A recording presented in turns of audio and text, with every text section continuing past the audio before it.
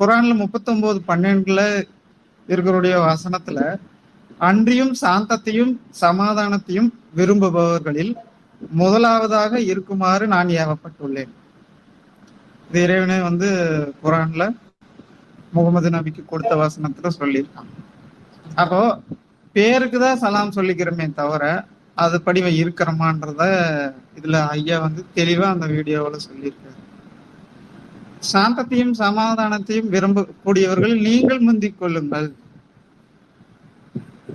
நம்ம அது இருக்குதுமா அப்படின்னா இல்ல. இதெல்லாம் ஐயா அதுல பேசியிருக்கிற ஒரு வீடியோல சொல்லியிருப்பாரு. ஒரு ஒய்ஃபு கிட்ட ஒரு கணவன் ஃபர்ஸ்ட் எடுத்த உடனே போன்லயோ இல்ல நேர்லயோ வீட்டுல முதல்ல சலாம் சொல்லிடுறாரு. பிற்பாடு அவங்க 2 பேருக்குள்ள ஒரு மனஸ்தாபம் 2 பேரும் ஒரு வாக்குவாதம் வருது. அப்ப அந்த சலாம் சொன்னதனுடைய அர்த்தம் என்ன? அப்ப அந்த சமாதானம்